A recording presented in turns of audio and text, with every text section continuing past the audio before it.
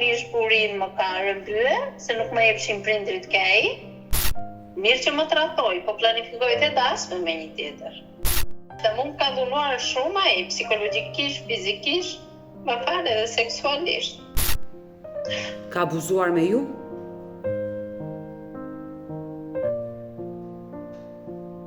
Kam pjetur të Bargu i Tiranës, atë nata. Dhe kam peng. Të zbulosh të vërtet. Përshëndetje miq dhe mirë se erdhët në këtë video. Keni hyrë në kanalin tim zyrtar në YouTube, Odeta Dume Mandro. Për të qenë pjesë e videove të mia, mund të klikoni poshtë tek fotoja ime. Ditën e sotme në live-in tim do të sjell një histori shumë të trisht. Do udhëtojmë në këtë momente në Itali, do të hap dritaren për një 40 vjeçare, nënën e një vajze e cila quhet Majlinda. Ditën e sotme Majlinda do rrëfej jetën e saj të vështirë që ka bërë në Shqipëri me ishburrin. Ky i fundit jo vetëm e ka dhunuar fizikisht, por ka abuzuar edhe seksualisht mbi Majlindën. Do hap dritaren për ta dëgjuar rrëfimin e kësaj 40 vjeçare e cila ditën e sotme është në kërkim edhe të djalit të saj. Majlinda, përshëndetje nga Tirana. Përshëndetje, jam Majlinda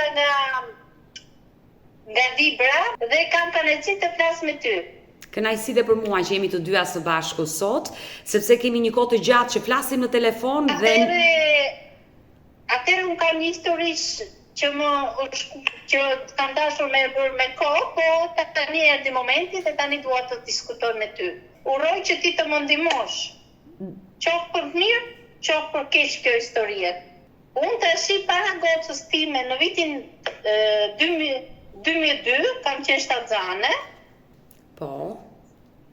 Kam qenë shtatzane edhe ka qenë rreth nëntorit, mos gaboj, nuk e mbaj mend shumë se kam qenë tronditur. Te spitali të materniteti në Elbasan. Po. Më plasi hemorragjia gjatë natës, kam qenë e martuar atëre.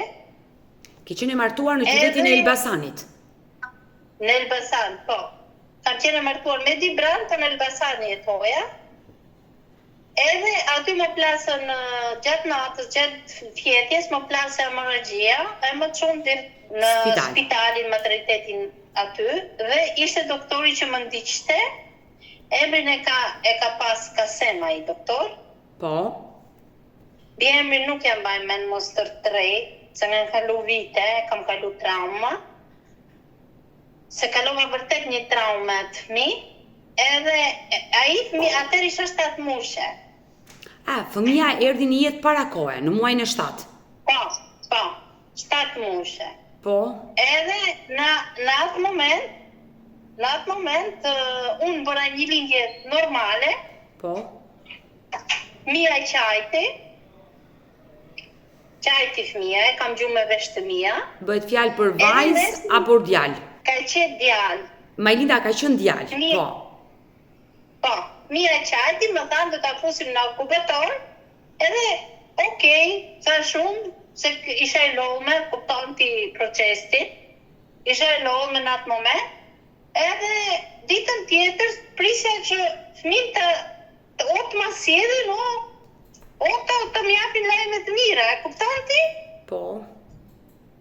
Kur vajta unë, se për shembull kërkova fëmin nesërmit, se u qetësova gjatë limbjeve, nesërmit kërkova fëmin, më thanë, vjen, hajde shikojë, më thanë mua, e ke në inkubator, po ky fëmin nuk do jeton. Në atë moment, fëmia ishte gjallë, kur e kam parë unë. Ishte në inkubator, ishte gjallë. Unë firmë nuk kam dhënë. Unë nuk e kam parë fëmin të tepur, që në atë moment, më mori ish burim, se kam 17 vjeç që jam darë, e more se goca është bërë mrapa, 2004 ka lindur goca. Po. Më mori ish burim, më çovi në shtëpi se sa është bërë me atë fëmijë, unë nuk e di, e kam peng. Dhe duhet të shkoj në fund kësa historie, të di, a është adoptuar, a është gjallë, apo së gjallë. Nga ajo kohë kanë kaluar afërsisht 23 vite. 24 vjet. Mbushën 24 vite. Po. Se goca më bën 22. Edhe pak. Dhe shumë Ajlinda, Edhe kam peng. të zbulosh të vërtet. Po dua ta zbuloj sepse aty ka qenë kunata që punonte tek ai spitali, kunata pura vezër. Po. Edhe dua ta zbuloj këtë të vërtet, se unë nuk kam firmosur.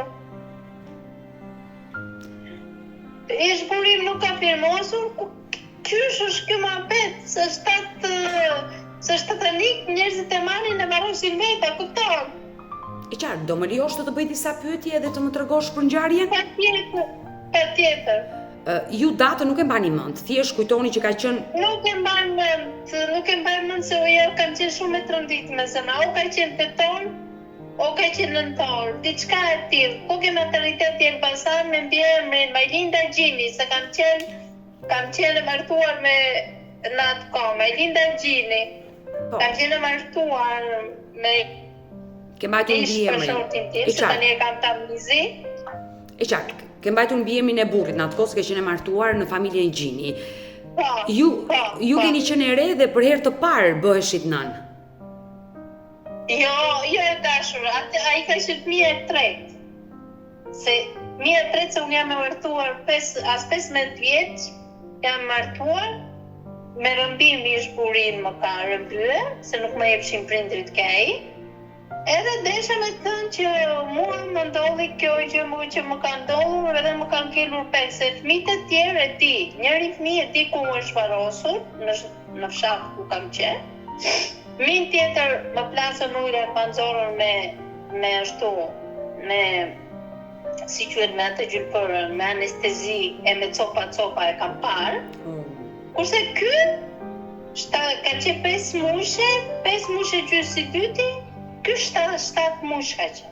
Por Mi që qanë, tamam. e kuptoj, pra le të themi 3 lindjet e para kanë qenë fatale për ty. Po, kurse me gocën kam bërë regjim shtrati, më kanë ndje kalim Kosova, edhe linda tamam. E kuptoj, dhe falë zoti, sa fëmijë ke sot, ke vajzën, ke fëmijë të tjerë? Kam vetëm me këtë ngela, se ish bashkëorti më trahtoi, planifikoi dasëm tjetër, shumë gjëra.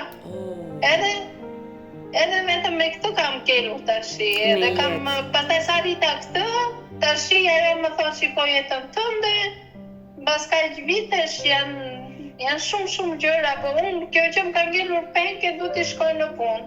Të besoj. 3 lindjet e para e dashur Majlinda për ty kanë qenë fatale, sepse 2 të parët kanë qenë shumë tronditse. Ti ke pasur probleme me shtatzanit? Me sa po kuptoj? Kam pasur probleme me mitrën se kisha të gjërë. Pra, që nuk mbante embrionin dhe zhvillimin e fëmijës dhe duhet ishe në regjim shtrati, se kuptova që më the që me vajzën që ndrova 9 muaj regjim shtrati, që falë zotit ajo erdhi në jetë. Por dua të ndalemi tek fëmia i tretë, pikërisht të vitit 2002, tetor ose nëntor vitit 2002, kur ti u nise në spital për të sjellë në jetë fëmijën, për shkak të dhimbjeve që të zunë në muajin e 7. Fëmia lindi, ishte një lindje me operacion, ishte një lindje natyrale? Dhe kam bërë vetë, normale. Lindje normale. Ka qenë një lindje normale. Në momentin që fëmia lindi, pra djali, ti dëgjove të qarat, mjekët çfarë thanë konkretisht? Po, qavi, e kupton, kur e presin mamit, qavi fëmia, e bën me ato gjërat e veta, ke parasysh që presin të kërtizën. Që bëjnë me copa, fëmin që çojnë në okupator direkt, se asnjë gjë ke zemër, se gjoksi më kishte ardhur, më kupton? E dashur Majlinda, normal sa i është proces biologjik që të ndodhi, por desha të pyesja, foshnja sa lindi në peshë? Ja, s'të se mbaj mend, po ishte goxha i madh. Për shtatanik ishte goxha i madh. Sido që tjetë ai ka qenë në peshë, sigurt kjo gjë, sepse ka lindur në muajin e 7 dhe ka qenë në peshë. Po shtatanik, disa lindi kaq të vegjël, ishte goxha i madh, kaq kur më kanë prezantuar. Ti ke shkuar dhe e ke parë vetë fëmijën? Po, ditën tjetër. Kam shkuar në inkubator, e kam pa fëmijën, fëmija ishte gjallë, tamam. Dhe çfarë të thanë konkretisht mjekët? Mund ma shpjegosh se ti e ke parë Unë fëmijën? nuk më kanë thënë mjekët fare, asnjë gjë. Më ka thënë kunata ime, ish kunata ime, që fëmia nuk jeton. Po ish kunata ime, unë kam një tjesi që ka gisht në këtë mes. Por pse e dyshon? Pse e dyshon këtë gjë? Sepse ajo punonte infermiere, patologjia infermiere ka qenë, kirurgjia që janë ato, që kanë qenë ke spitali atëre në atë vit, ka qenë i afër se ajo nuk bënte fëmijë. Ajo nuk bënte fëmijë, dot fëmijë. Dhe ti mendon se djalin tënd e ka marrë ish kunata jote? Jo, unë mendoj që mos e ka adoptu në vend tjetër. Por si dole ti nga spitali? Do në si del një nën nga spitali pa marrë një përgjigje për fëmijën? Se tani... Ashtu ishte, se nuk flet, ne nga dipra dhe më thonë, e kisha burin nga dipra, nuk flasim dot para burit, ose para një bjeri. Ajo tha kaq ka thënë që nuk vetoj fëmija ikni në shtëpi, qojnë në shtëpi, kaq është pjesa. Unë s'di më tej. A ikni kush shuar, unë nuk di më tej. Unë kam penka të fëmijë. E da shumë Ajlinda, fëmija nuk do jetonte si pas kunatës tënde që punonte infermiere. Pse? Aty përgjitur ke kirurgjia ka qenë ajo, po i njifte doktorin që më ndishte, njifte dhe këto. Infermiere. Ka qenë gjitur spitale. E kuptoj. Maternitetin me kirurgjit. Por unë jam e sigurt, ndoshta nuk të kanë shpjeguar ty se ke qenë e prekur, momente shumë të vështira për një nën që pas lindjes i thonë që fëmija nuk do jetoj, por bashortit tënd ja kanë shpjeguar që nuk do jetoj se ka lindur me probleme. Do jetoj më kjo fëmijë, ka qenë ajo që na e ka thënë të fjalë, jo doktorët. Ajo na ka qenë që na e ka thënë, çojë me lindën në shtëpi se fëmija nuk do jeton. Kaq. Por kur ti vajte në shtëpi, nuk fole me ish burrin tënd, sepse ai do ketë marrë një... Po e njëjta pyetje ishte, se edhe ishte në atë moment aty. E njëjta gjë. Por nuk pyetet ti më vonë kunatën çfarë ndodhi me fëmijën, a ndroi jetë se ti e lej gjallë në spital? Nuk jeton, e njëjta përgjigje. Nuk ka jetuar dhe kaq. Është kjo përgjigje. Nuk jeton, fëmija nuk është më, edhe kjo është përgjigja. Nuk kam një film që fëmija im nuk ka jetuar. Nuk kam. Asnjë lloj gjëre. Unë jam shumë e bindur që jam ka gisht në këtë pjesë. Por pse du ta bënte një gjë të tillë? Po xhelozia. Gjithmonë më ka pas xhelozi kjo unë me gjithë, qoftë në martesë, qoftë në që ngelja shtatzane shpesh. Ka pas xhelozi gjithmonë. E ta shumë Ajlinda, unë e kuptoj që ti je tronditur dhe pse ka kaluar plot 23 vite dhe mendon që xhelozia mund të ketë shkaktuar, por sa po që ka një nën për fëmijën e vet. Të besoj, e besoj dhimbje që përjeton, por ndalemi pak dhe flasim me këmbë në tokë dhe të jemi më të arsyetueshëm. Këtë dua të bëj sot me ju e dashur Ajlinda, sepse e kuptoj që ti je ngarkuar shumë nga ana emocionale dhe vetëm po loton dhe përçan kur kujton të shkuarën tënde. Nëse fëmia vërtet mund të ketë ndruar jetë, mund të jetë edhe kjo. Mund të jetë, paktën të shkoj deri në fund. Por ajo që mua më bën përshtypje është që ti nuk e firmosur, por ndoshta mund të ketë firmosur ish burri juaj. Nuk e mbaj, edhe atë nuk e mbaj mend që ka firmosur, Nuk e mbaj mend. Po unë duhet të shkoj në fund, a është gjallë, as është. Sepse është diçka, shpirti im, a kupton, se unë tash e rita gotën, unë duhet të kërkoj këtë. Që ka ngelur peng. Kur ti u ktheve në shtëpi dhe kaluan ditët, javët, ti nuk e konsumove ndonjëherë këtë bisedë me ish kunatën? E sa herë që kam konsumuar, nuk jeton më ka kthy përgjigjen ajo. Por një nënë është kurioze të di se kush e varrosi dhe ku u varros, foshnja. E varrosi në spitali ma bënte mua. Spitali, si ka mundësi spitali thoya unë të varrosi, është të tani, në takon neve, kupton?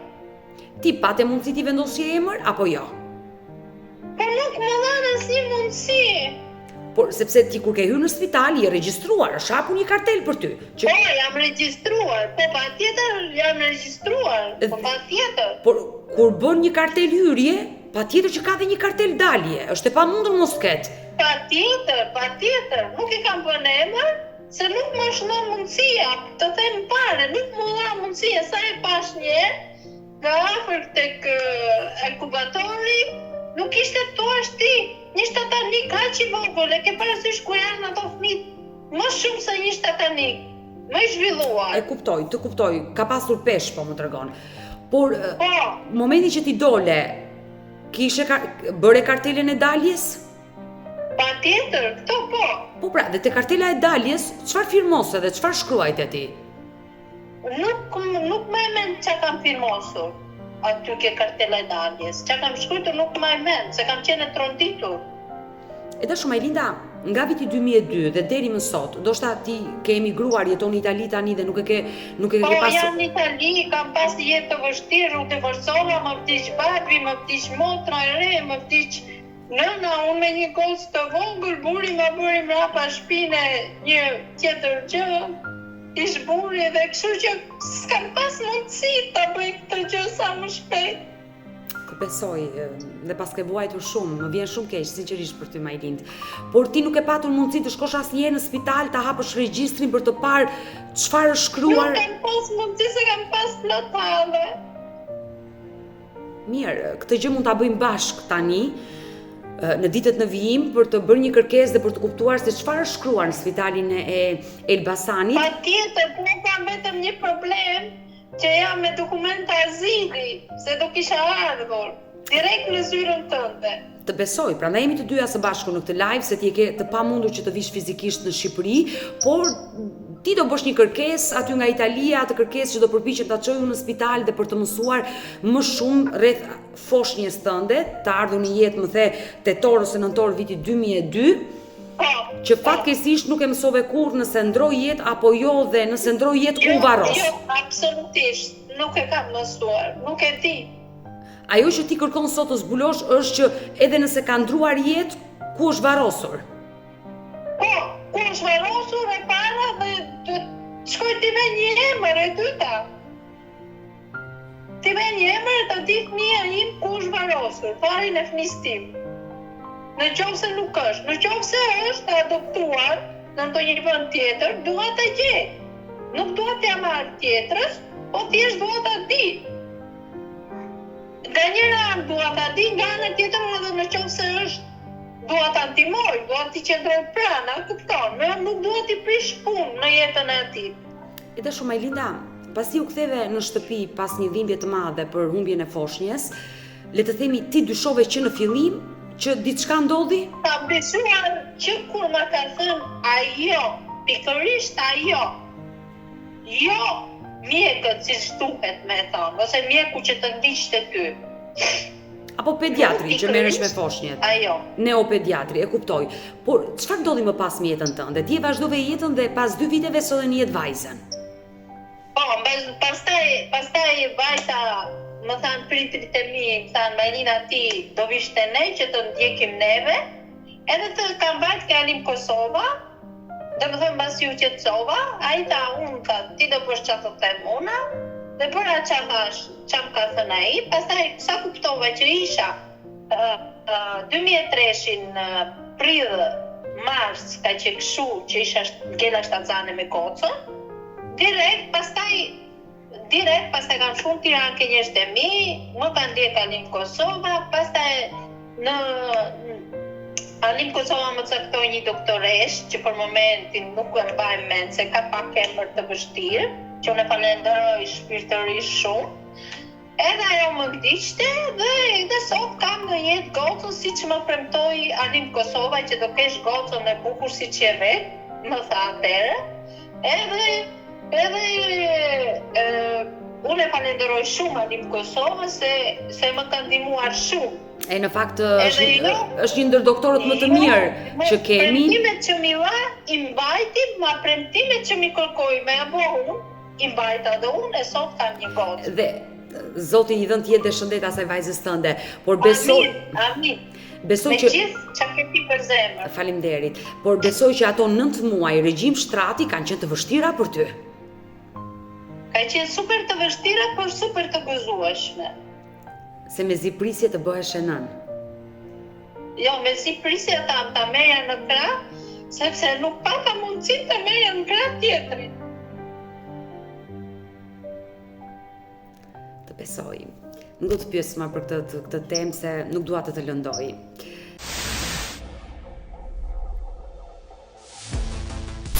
Majlinda, ti ke qenë e martuar ligjërisht me burrin apo bashkëtonit? Ligjërisht. Por Kur kam lindur atëre, kur kam qenë me këtë shtanzaninën e tretë të çunit, po, që se arrita t'ja veja emrin, akoma s'kam qenë e martuar, bashkëtoja me ata. nuk ishe bërë celebrim. Po me mbiemër Gjini jam regjistruar, gjithmonë. Ky është mbiemri i vajzërisë. Jo, ky është mbiemër i ish burrit tim. Vajzërisë e kam Tamizi, shkruaje përdeshe. Po, do t'i mbajsh një të Kërkoj gjitha. me të mbiemra. Por si u regjistrove ti me mbiemër Gjini kur ti figuroje me mbiemrin e vajzërisë? Pastaj kur lindet gocën isha detyrueshme ta bëja Gjini, më fal. Tani ke tretë. Isha detyrueshme ta bëja Gjini se duhet të verifikohesh te fëmia. E kupton? Dhe bëre celebrimet. Dhe bëra celebrim. Një muaj pas lindjes gocës kam bërë celebrimet. Dhe që bëre regjistrimin e vajzës dhe u njoha atësia. E kuptoj. Prandaj të pyeta se mu duk pak e çuditshme. Por Atëre unë kam qenë me mbiemër Tamizi pije. Tamizi. Po, me djalin në spital kishe me mbiemrin e vajzërisë. Bravo, po, ke tre. Me mbiemrin e vajzërisë se ke qenë në bashkëtesë. Kurse Emri ime ka pas, ish buri ime ka pas emrin Lavdrim Gjini. e dashur Majlinda, por si ka mundësi ju bët prindër që ti ke vuajtur shumë për sjellë në jetë një fëmijë dhe ai të tradhtoj me një tjetër? Patjetër. Mirë që më tradhtoi, po planifikoj të dasme me një tjetër. Wow. Jeta ka shumë gjëra të këqija që ti nuk i pret. Ti me vajzën e vogël në shtëpi dhe ai bënte dasëm me tjetrën, është e pak. Jo, na nxori për jashtë, më ka dhunuar shumë ai, psikologjikisht, fizikisht, më fal edhe seksualisht. Majlinda, Donte që unë përmitja. sa vite qëndruat bashkë? 8, po 2 vitet kështu kanë qenë, 2 vitet e fundit. Ju e morët me dashuri, më thatë. Po ka marrë me rëmbim. Por si ka mundësi ndryshoj gjatë jetesës me... Po ndryshoi gjatë pastaj goca kur ishte 2 vjeçë gjys, ai filloi ndryshoi se njohi shoqëri, domethënë filloi një punë, e aty njohi shoqëri jo familjare.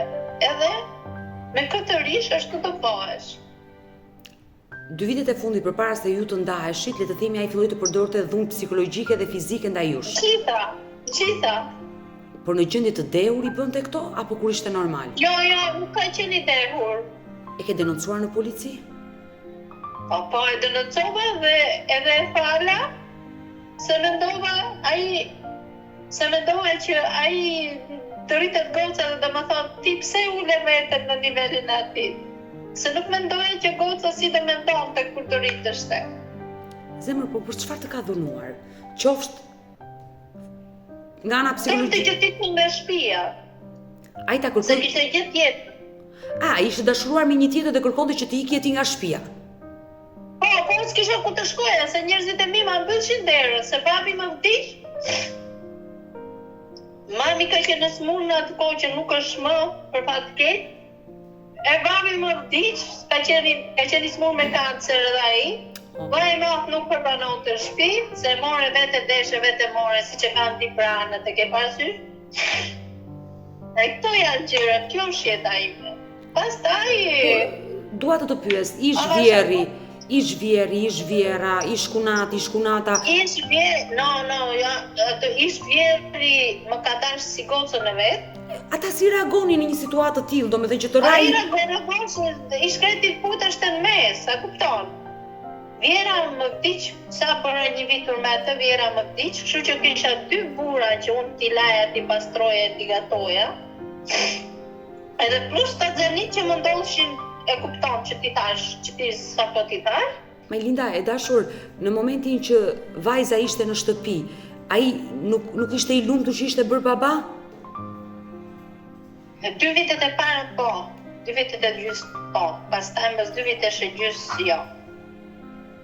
Nuk më donte më mua, më përzente mua, merr edhe vajzën po deshe më bënte për jashtë. Dil për jashtë. Ti si janë rregulla në Shqipëri, si kanë qenë, tas për 2008-ën, 2007-ën, 2008-ën tas.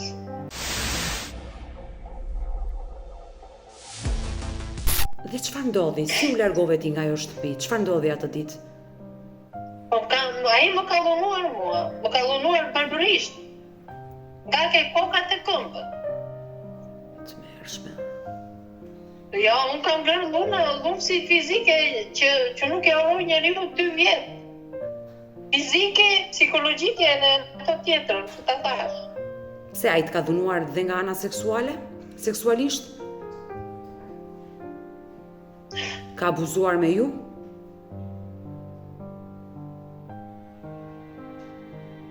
Po si qëndroje, Majlinda, pse nuk ike nga ajo shtëpi dhe të kërkoje ndihmë? Po kudo, pastaj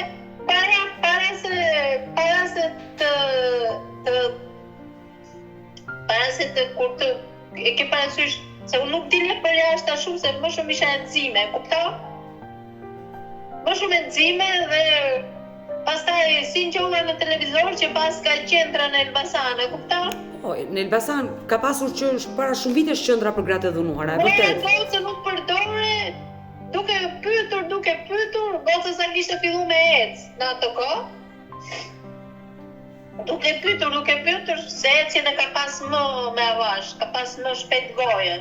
E qartë. Duke pyetur, kur jam zveshur atje, si bluzja jote e zezë.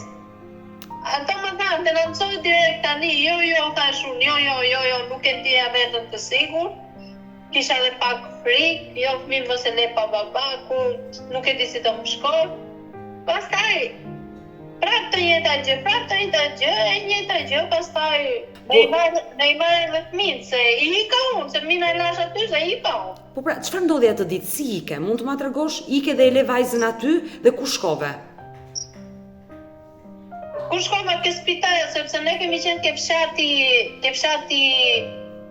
Stevlev. I Elbasanit, po. Tashi, unë punoja atje, punoja si burr, jo si gru. Me një fëmijë vogël, djeri me vete, ai në Elbasan, bënte ato jetën e vet, kishte ato punën, bënte ato planifikimet e vet, jetën e vet. Me tjetër grua, po. Edhe kush më njeh nga ato andej, domethënë që punoja patate, basules, ti fujtësia. Pastaj, ky nga që nuk më donte 2 vite resh, më thoshte mua unë do ta bëj atë gropën që as familja mos të pusi asnjëri në shtëpi. Do ta vej atë shtapën mos të marrë njëri. Kupton? Ky bëri dhe një plan tjetër për mua që unë nuk të fal as në derë të marri. Çfarë?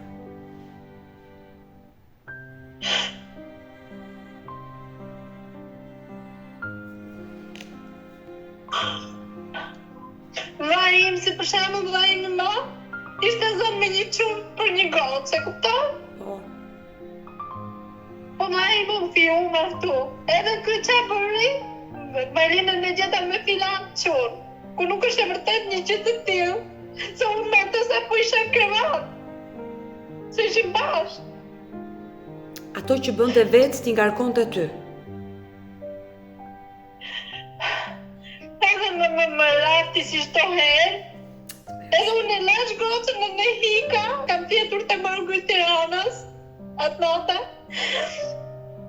Ditën tjetër më bën ato vizitës, edhe pastaj ditën të ditë, mua më avin telefon me një telefon që kaloshin rrugë, tek dia përmendesh, i thash ti se ishte i smurë shketa edhe në merak, mos e bë merak se jam mirë. Unë faktikisht isha mirë, që e mirë isha e zezë nga ke dur ke këmbët si çdo herë.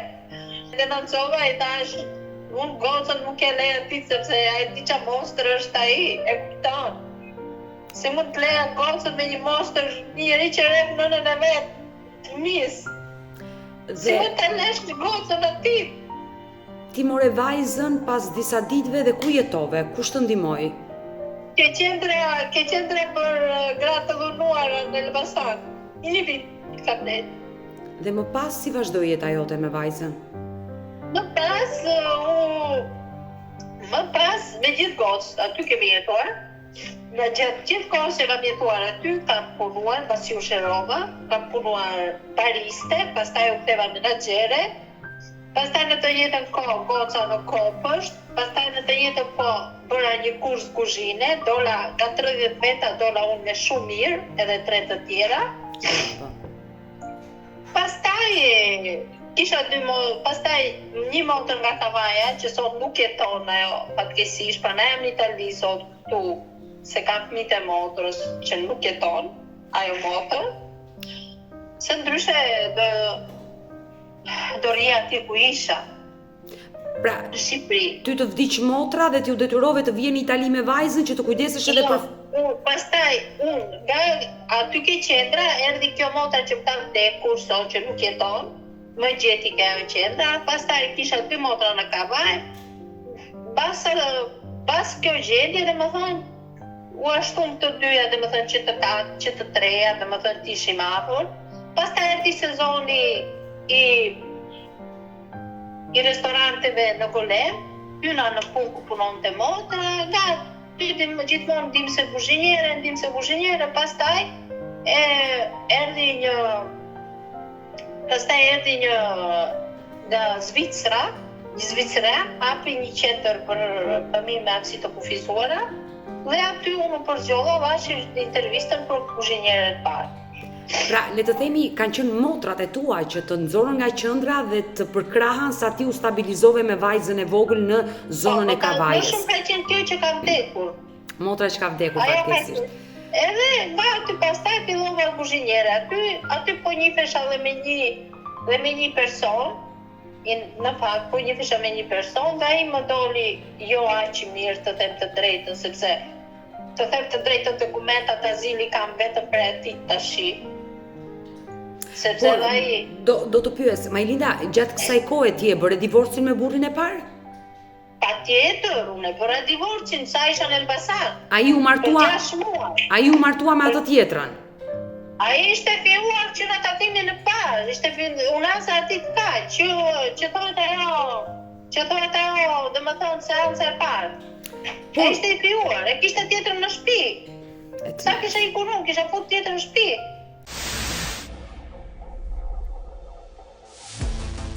Edhe sot e kësaj dite nuk ka kontakte vajza me babain? Atere, unë goca, kur ka bërë goca 16 vjeqe, se gjithmonë insistonte më pyeste për babain e vetë. Kur ka bërë goca 16 vjeqe, kam insistuar unë me telefonin e asaj, i kam quar, dhe më thënë, njerëzit e ish burit tim, akoma më duan mua. Dhe më thënë, fisi ati. E qartë. Edhe unë kontaktova me një në Facebook nga fisi ati, ti thash të lutem, ma jep numrin e filanit, dhe më thënë të ish burit tim. A i ta nuk e kam, po për ty do ta gjej deri ndarkët. Faleminderit. Vajza. Kjo është vajza. Kjo është vajza. Ciao. Po? Dhe edhe nga aty pastaj e gjeta numrin me numrin e gocës, me telefonin e gocës, i shkrujta, sa kishin dalë këto kamerat të gjëra. I shkrujta i thash jam e Rita, se goca ime ka emrin e Rita. Edhe në atë moment, ky merr direkt, i them gocës po është babai. Jo nuk dua, jo këtë, edhe kishte qepi edhe se kishte po ndesha me i pajtu. Që gocës kur si kam thonë unë keq për babain e vetë. Ja ke treguar këtë histori si shma tregove mua? Ja kam treguar kur ka bërë 18 vjeqe. Pra, ajo e di jetën tënde të vështirë që ke kaluar me babain e saj. Tani, ajo e kuptoi para, se goca ime ka prirjen për psikologji. Edhe Po fatkesisht, nuk I kemi mundësit me bërë shkollën e për të psikologu, se shumë më vështirë jashtë shtetit, se nuk na njëjtën shkollat e Shqipërisë tu akoma. Edhe goca poli me atë 6 muaj, e takoi, ai donte të takonte edhe mua, unë se takova, puna në një tavolin tjetër, edhe goca e takoi. Edhe pastaj, pas 3 muaj, që folën mirë këto, që komunikoshin mirë me kamerë me tona, ai filloi me manipulu gocës, është tip manipulatori. Se çfarë I thoshte?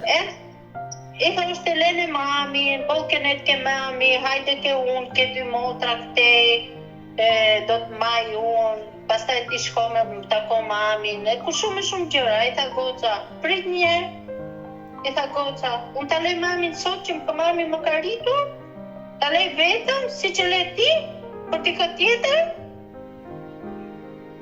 unë të lej ty, tha goca, dhe të falenderosh mamin që sot po flas me ty. Se po tjetë për mua nuk dhe të desha me të thonë. Edhe I tha, mami, dhe me thënë, mami im I tha goca, nga ty ka shpëtuar, po gjithashtu dhe unë kam shpëtuar, I tha goca. E dhimbshme. Janë, sepse unë isha në një prerje, në një thik, e kisha vënë në prerje për vetën time, tash goca, tash I thash, bëri 16, bëj zgjedhjen, o të ri me mu, o të ri me atë, o të ri me mu e shkoj të takoj atë, që të le bëj, goca ka të drejtë se ka babajnë e vetë.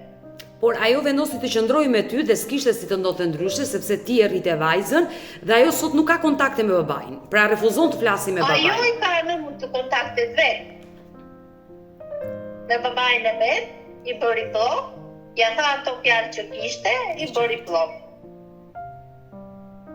Pastaj, si ta thash, me atë që njifja nuk shkoja mirë, kërcënonte, filloja I ato gjërat e veta. Ke parasysh meshkull kur shikon një femër vetme dhe si fillon në Shqipëri?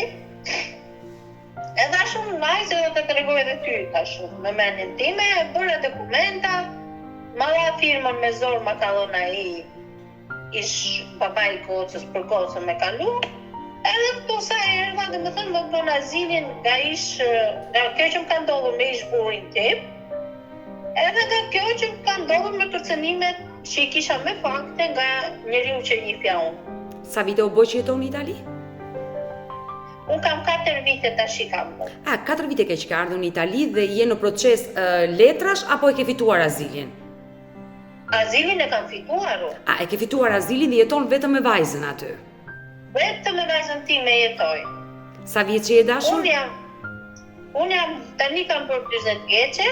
Edhe 100. Goca më bën edhe pak 22 vite. Unë punoj tani, tani po kaloj një situatë të vështirë nga anksi. Të besoj. Por të paktën aty ke mundësinë që të shkosh dhe në psikolog, ti ndjekësh të gjitha për të kaluar këto momente kaq të vështira që ke kaluar në jetën tënde dhe që po kalon dhe tani. Kështu që mos e lë pas dore veten tënde dashur Majlin në këtë drejtim sepse absolutisht. Shëndeti mendor është më kryesori. Nga gjithçka shëndeti mendor është më kryesori. Unë jam në mjekinë kam 5 muaj, kam doktorin tim, çfarë më thot ai bëj? Por unë e di nga që ka arë kjo, sepse shumë gjërë kam vujtur, edhe normale, mblidhi vete ja kam dalë, se s'më kam dëmuar një re. Zoti të dhënë forcë dhe fuqi për t'ja dalë. Amin, Zot. Më vjen shumë keq që sot dëgjova jetën tënde kaq të trisht që të dy partnerët që zgjodhen në jetën tënde, të dy të kesh trajtuan dhe askush nuk të dhuroj dashuri. Të uroj gjithë të mirat. Ne bashkë të dyja u lidhem sot në këtë live sepse ti kërkon të zbulosh të vërtetën e djalit tënd, Foshni që solli në jetën vitin 2002, të premtoj që do më japësh kohën për të bërë përpjekjet dhe për të interesuar në Spitalin e Elbasanit për të zbuluar të vërtetë, qoftë e hidhur apo e lumtur, siç e the në fillim të lidhjes tonë. Vetëm ti ta dish të vërtetë, kështu që fshi lotët, sa ke vuajtur nuk do vuash më, kjo është e sigurt. Odeta, unë të them një diçka, lotët e mi do të shihen kur unë të zbuloj të vërtetën. Unë të besoj, por Atë dhimbje ti e ke kthyer në forcë dhe ja ke dalë për gjëra Është plagë pa mbyllur për mua. Është një plagë pa mbyllur, kam kaq vite që e mbaj brenda vetes time dhe dua të ta mbyllo për mirë ose të ketë shkruar e madhi Zot. Pastaj nuk jem e qetë. Të më thënë në përfundimin e kësaj historie, të jem e qetë. dhe Edhe të jetë i gjatë, unë dua thjesht të gjoj të mirën edhe thjesht ta ndihmoj ose ta mbështes ose ta di që gjithmonë krah do të ketë mua edhe nuk do t'i prish punë kudo që t'jetë. e tash Majlinda, duke ditur që akuzove ish-kunatën tënde, ke një mesazh për ta mbyllim me një mesazh që ti drejtohesh asaj? Atëherë mesazh për t'i dhënë asaj. Po, nëse ti gjithmonë Po dëshiron. mesazhi është për t'i dhënë asaj të tregoj të vërtetën. Të tregoj të vërtetën, se vetëm ajo e di të vërtetën. Uroj dhe shpresoj që kjo Të tregoj të vërtetën, kur të vdesi t'jetë i qetë, se është një gjë shumë e rëndë që më ka lënë në zemër këtë që kam unë. e tash Majlinda, uroj dhe shpresoj që kjo e vërtet të zbulohet. Çfarëdo që të ke ndodhur, edhe nëse ai foshnjë ka vdekur, të dish varrin se ku e ka, ku është varrosur. Patjetër, Kështu që të divarin dhe ti më jepri. ne do mbetemi të dyja së bashku në kontakt, unë të përqafoj dhe të përshëndes nga Tirana. Edhe unë të përqafoj ty. Patjetër, edhe jam shumë e gëzuar që u lidha me ty, në fund mbas kaq vitesh, edhe që ti ja fund kësaj historie dhe kam besim në ty, sepse të kam ndjekur gjithmonë dhe gjithmonë nuk e bën me qarë me historirat e tua. Që kam gjuar në emisionin tënd e kam fjalën. Dhe unë jam e sigurt që sot me këtë historinë tënde shumë gra të tjera janë duke qarë. Të përqafoj dashur. Të përqafoj ma puth edhe vajzën, të përshëndes. Mirupafshim Majlinda. Përqafoj. Mirë të dashur miq, kemi ardhur në fund edhe për këtë live. Unë ju falenderoj që ndruat me mua deri në fund të kësaj video. Nëse dhe ju keni një histori për të denoncuar dhe kërkoni që të jeni pjesë këtu në live me Odetën, mos hezitoni të më shkruani në numrin tim të telefonit 069 9955 698 që ndodhet poshtë ekranit tuaj. Por mund të më dërgoni mesazhe edhe në rrjetet e mia sociale, Instagram dhe në Facebook me emrin Odeta Dumemandro dhe këto janë faqet e mia zyrtare. Ndërsa këtu lart tek fotoja ime mund të klikoni dhe të abonoheni, të bëjeni një pjesë e kanalit tim zyrtar në YouTube, ku çdo paradite live ora 10 jam me ju. Faleminderit që më ndiqni dhe ritakohemi nesër.